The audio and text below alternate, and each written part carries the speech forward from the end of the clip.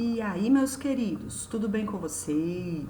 Bom, hoje nós vamos resolver exercícios sobre esferas, tá? O exercício corresponde ao 2 da apostila de vocês. E ele diz o seguinte: para auxiliar a localização no nosso planeta, cuja forma se assemelha à de uma esfera de raio pouco menor que 6.400 quilômetros, são usados os meridianos, circunferências imaginárias que partem do centro da Terra em direção aos seus dois polos. Então, as circunferências que eles estão falando no enunciado são os meridianos, tá? Ó, ele dá a volta completa, lá, vai lá para trás, ó, tá vendo? Dá a volta completa no globo. Então, você tem uma coisa assim, mais ou menos de perspectiva, ó. E elas são circunferências máximas, né? Porque todas elas passam pelos polos.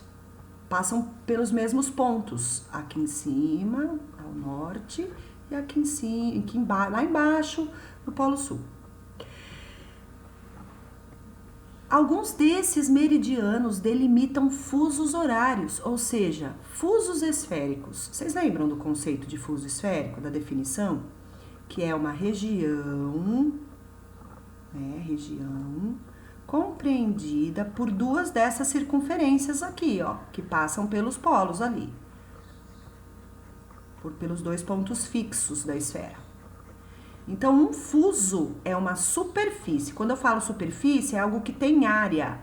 E a gente já fez uma analogia disso com a casquinha da laranja, certo? Um pedacinho da casquinha da laranja, tá aqui, ó. Tá vendo? Isso aqui não tem volume, seria uma região, uma superfície. E é a região compreendida entre dois dos meridianos, certo?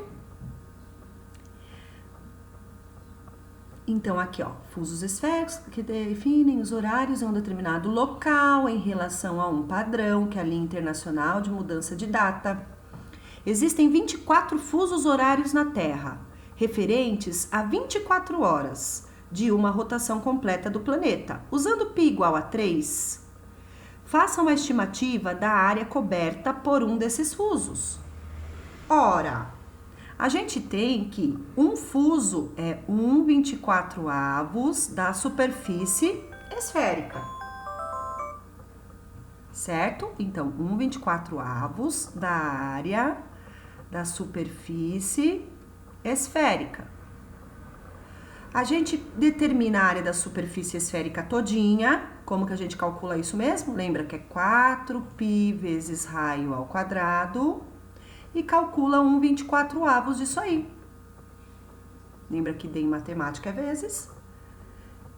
Então, no lugar dr, a gente vai trocar por 6.400. Então, a gente vai ter 1/24 vezes 4. Podemos trocar o π também por 3 já, porque ele fala dot π igual a 3, né? Vezes 3, vezes 6.400 ao quadrado. Eu vou escrever assim, turma, ó, pra gente ir simplificando ao máximo isso aqui. E ver quem que a gente pode ir dividindo, vai ficar até mais simples pra gente. Melhor. Por tudo 1 aqui embaixo, ó, tudo 1. Vou pôr 1 em tudo aqui, porque é multiplicação. Então, quando acontece isso, a gente pode ir simplificando qualquer número dos fatores aqui no numerador pelos números do denominador. Então, exemplo, eu posso pegar o 4 e simplificar com o 24. Em cima dá 1, porque 4 dividido por 4 é 1 e 24 por 4 dá 6. Embaixo sobra 6, certo? Se simplificarmos o 3 com o 6, vai sobrar 2 embaixo. Então, embaixo aqui, nos denominadores, vamos pôr os igualzinho aqui, né? Fica melhor. Nos denominadores, a gente só tem 2. E em cima nós temos 6.400 vezes 6.400. Podemos dividir 6.400 por 2? 6.400 dividido por 2 vai dar 3.200 vezes 6.400. Ok? Agora, multiplicando 20 milhões 480 mil. O que? Quilômetros quadrados. Então, um fuso tem essa medida aqui. Um fuso esférico da Terra. Certo, meus queridos? Espero que tenham entendido. Bom, vamos agora à resolução do exercício 3. O exercício 3 é da VUNESP e diz o seguinte: o trato respiratório de uma pessoa é composto de várias partes, dentre elas os alvéolos pulmonares, pequeninos sacos de ar onde ocorre a troca de oxigênio por gás carbônico. Vamos supor que cada alvéolo tenha forma esférica e que, num adulto, o diâmetro médio de um alvéolo seja aproximadamente 0,02 centímetros.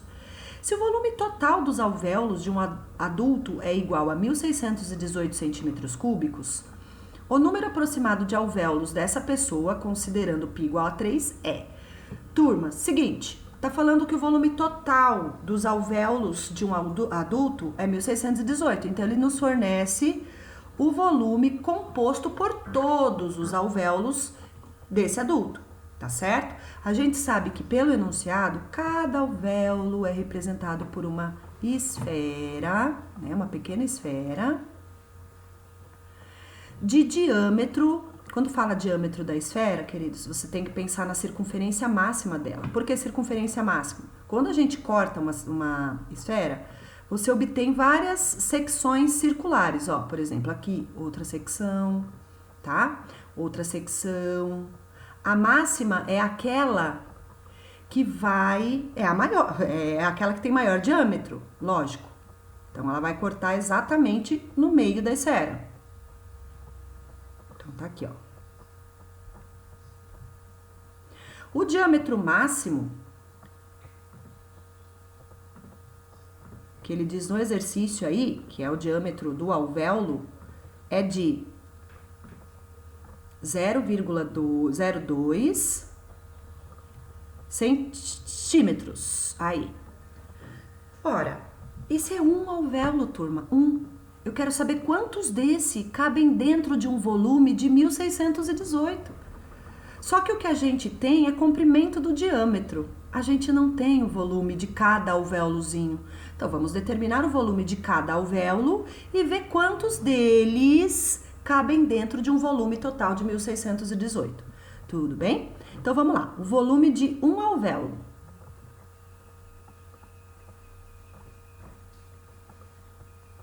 Certo? Vamos calcular. Como ele é em formato esférico, né, como supõe o exercício, nós temos que o volume é calculado por 4π vezes raio ao quadrado, dividido por 3. Lembra que o volume da esfera é assim que se calcula?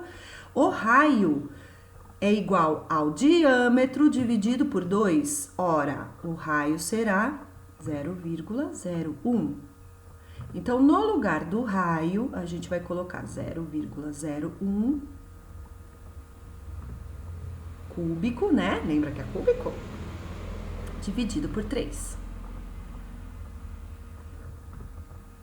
Bom, então agora o que faremos? Nós vamos elevar esse 0,01 um centésimo ao cubo, né? E já pode trocar o π também por 3. 4 vezes 3 vezes 0,01 ao cubo.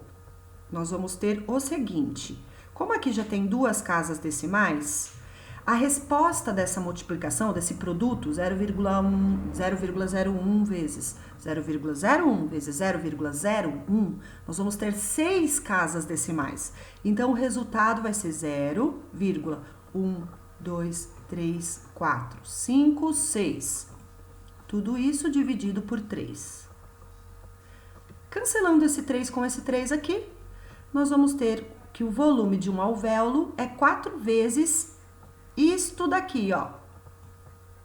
Isso é em potência de base 10? Por que eu tô convertendo em potência de base 10? Porque eu já tô xeretando aqui, ó, as alternativas. Tô vendo que elas estão em potência de base 10. Então, é mais fácil, né, galera? Vocês lembram que quando é número decimal, você conta as casas decimais e o expoente da potência de base 10 será negativo. 1, 2, 3, 4, 5, 6 casas decimais. Então, 4 vezes 10 elevado a menos 6 centímetros cúbicos. Isso é o volume de um alvéolo.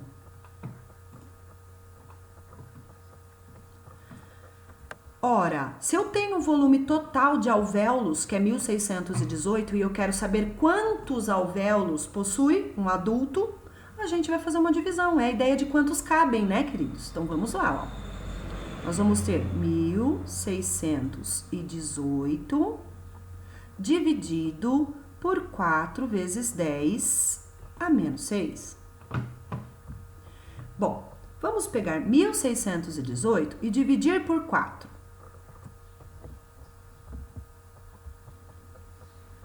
404,5 dividido por 10 elevado a menos 6.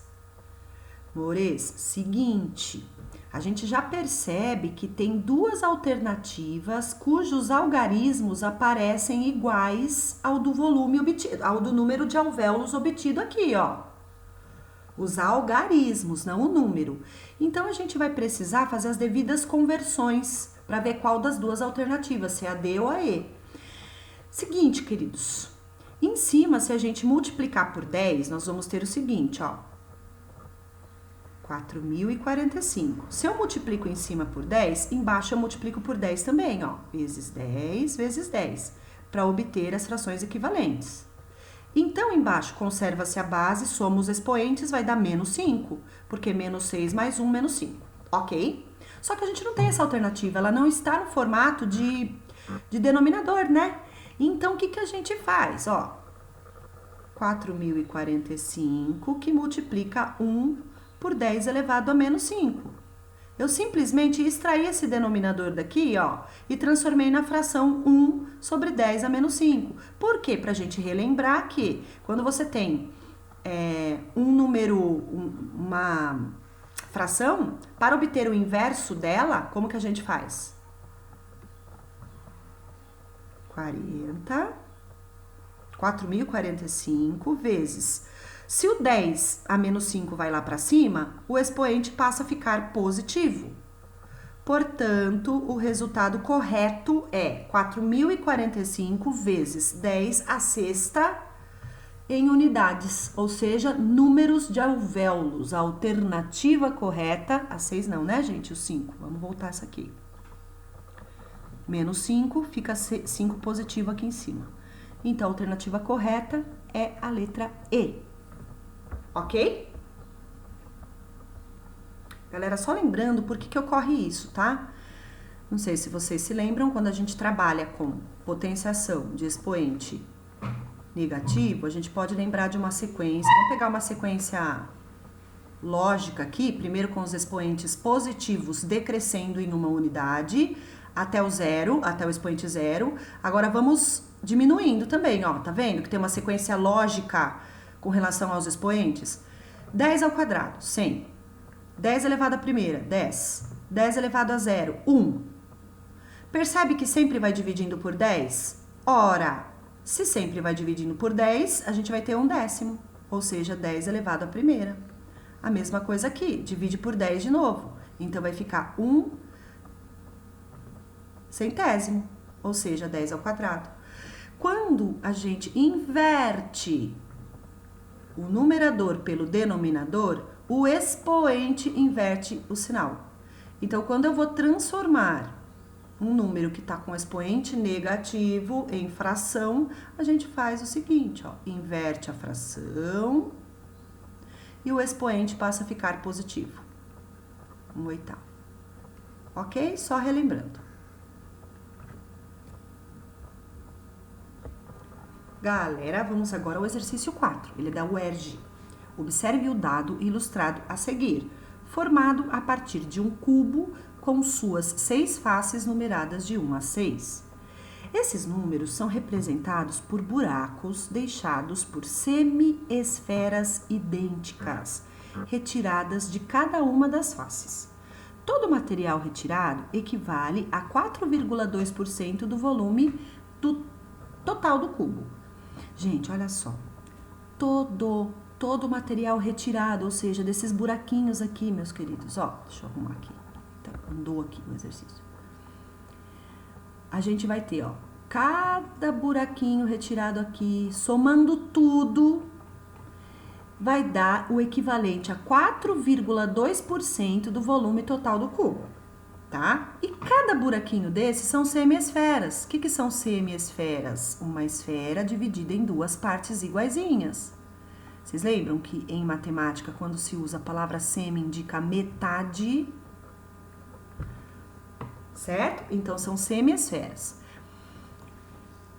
E aí, o que ele fala também? Ó, que considerando π igual a 3, a razão entre a medida das arestas do cubo, então vamos chamar aqui de A, tá? As arestas do cubo, e a do raio de uma das semiesferas, expressa na mesma unidade, é igual a... Vamos lá. Então, eu tenho que comparar o quê? Quando ele fala a razão, é a comparação. Ele quer a comparação entre a aresta do cubo, que a gente vai chamar de A, certo? E o raio de uma semiesfera. Então, eu vou chamar aqui de R, ó. Ele quer essa comparação, ó. Onde A é a aresta,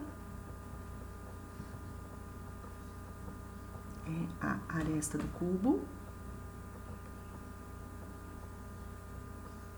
e R, o raio da semiesfera.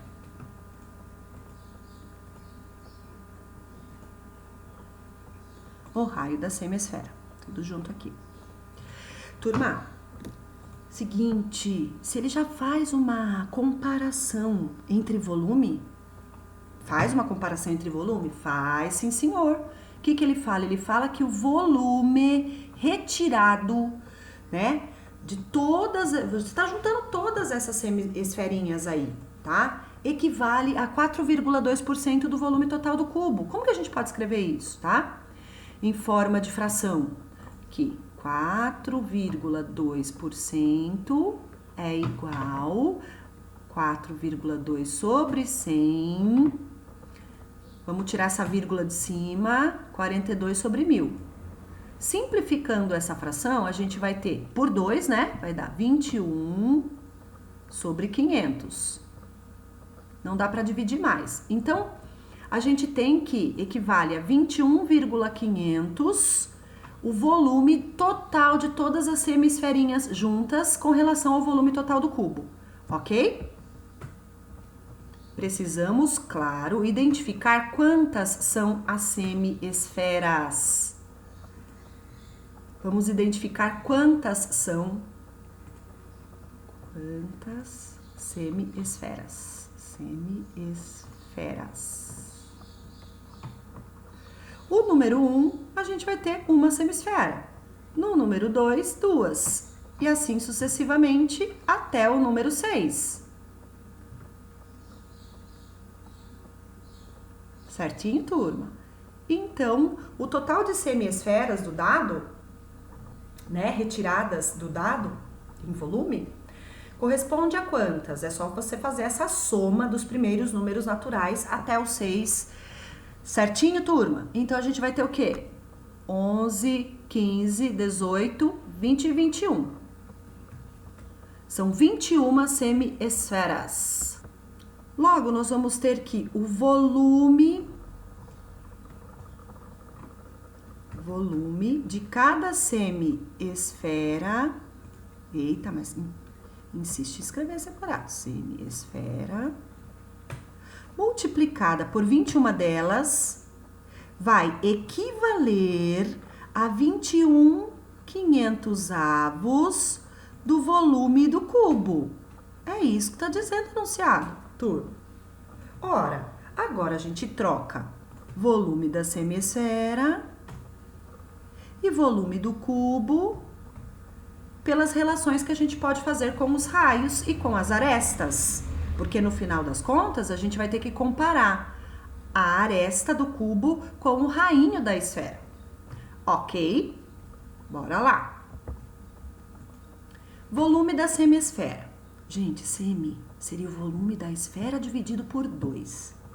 Como o volume da esfera, a gente tem 4π. Raio cubo dividido por 3. Ainda nós vamos pegar isso e dividir por 2, porque é uma semi-esfera. Quando a gente retira ali, ó, daqui, a gente tira metade de uma esfera, certo? Que multiplica 21, que é igual a 21/500avos, vezes o volume do cubo. Como a gente está chamando a aresta de A, o volume do cubo vai ser A ao cubo. Tudo bem, turma? Certo? Vocês percebem que nessa relação que a gente fez, nessa modelagem geométrica que a gente fez, a gente tem a letra R e a gente tem a letra A. Justamente, o que eu vou ter que isolar nessa história toda? A sobre R. Eu não preciso descobrir o valor de A, eu não preciso descobrir o valor de R, mas eu preciso descobrir o valor de A sobre R, que é o que pede no início do exercício, ok? E ele fala também que a gente deve trocar π por 3 somente, tá? Ainda bem, né? Então, vai ficar 3 raio cubo dividido por 3, divisão por 2, vai ser vezes meio. Inverte a fração, lembra? Vezes 21 igual a 21 sobre 500 vezes A cubo.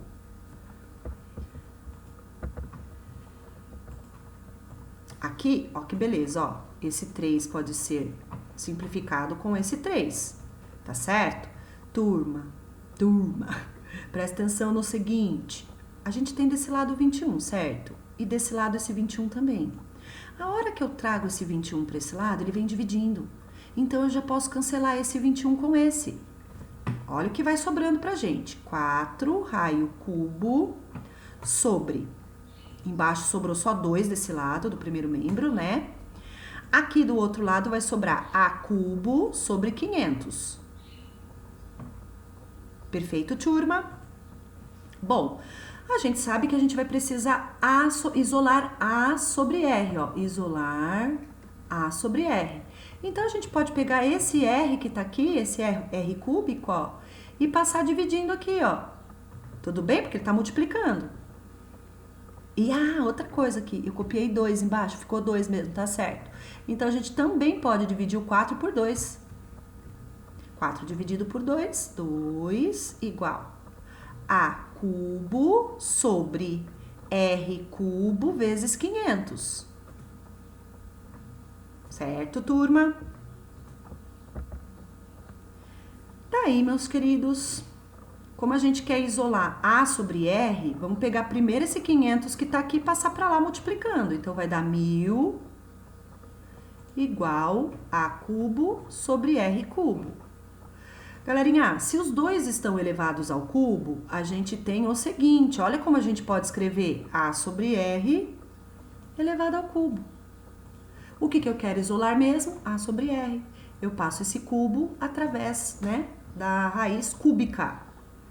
É o mesmo que extrair a raiz cúbica dos dois membros. Então, raiz cúbica de 1000, raiz cúbica de A sobre R vai dar somente A sobre R, que é o que a gente quer.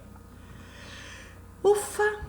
Como raiz cúbica de 1000 dá um número exato e esse número é 10, a gente tem que a razão entre a aresta e o raio, a aresta do cubo e o raio da semisfera, vai dar 10. Olha que lindo, gente, esse exercício.